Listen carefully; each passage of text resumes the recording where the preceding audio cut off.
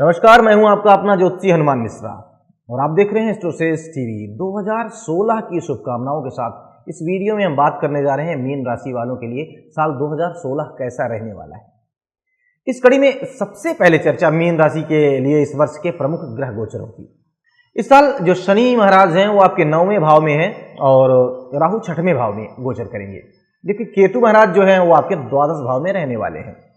यदि बृहस्पति देव की बात करें तो साल के पहले भाग में वो आपके 6ठे भाव में रहेंगे, जबकि साल के दूसरे भाग में आपके 7वें भाव में रहेंगे। और इन ग्रहों का आप पर क्या प्रभाव पड़ने वाला है इसकी चर्चा अब हम कर लेते हैं। सबसे पहले चर्चा कर लेते हैं मीन राशि वालों के पारिवारिक जीवन की। पारिवारिक मामलों के लिए यह वर्ष मिश्रित फलदायी रहेगा। वर्ष के पहले भाग में बृहस्पति की दृष्टि आपके दूसरे भाव में है, जो पारिवारिक मामलों के लिए एक शुभ संकेत है। हालांकि छोटी मोटी कुछ विसंगतियां रह सकती हैं, लेकिन आप सब कुछ मैनेज करने में समर्थवान भी बने रहेंगे। वर्ष के दूसरे भाग में परिवार में कोई मांगलिक कार्य होने के भी योग बनेंगे। परिवार के विरोध जो है वो दूर होंगे और परिवार के लोगों का व्यवहार आपके प्रति बहुत अच्छा हो जाएगा। मित्रों और हितैषियों से आपको मदद मिलेगी और ऐसा सब कुछ प्राप्त करके आप काफी प्रसन्न रहेंगे। और अब चर्चा मीन राशि वालों के स्वास्थ्य की। साल की शुरुआत स्वास्थ्य के लिहाज से कुछ कमजोर रह सकती है। हालांकि आपका जो राशि स्वामी साल की शुरुआत में 6ठे भाव में है, अतः स्वास्थ्य कुछ हद तक आपका ढीला रह सकता है।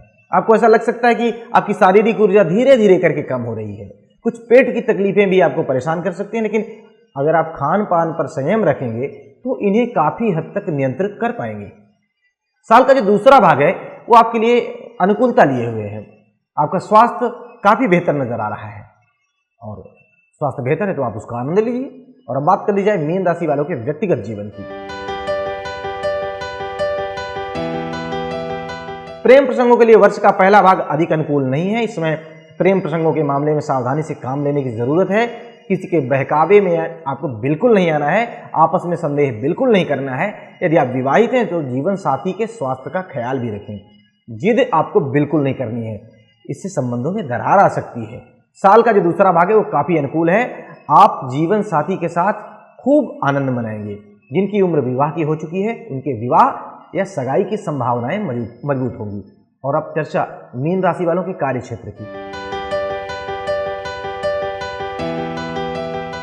वर्ष के शुरुआती दिनों में बृहस्पति का गोचर आपके 6ठे भाव में है, अतः छोटे कामों के लिए आपको अधिक मेहनत करनी पड़ सकती है।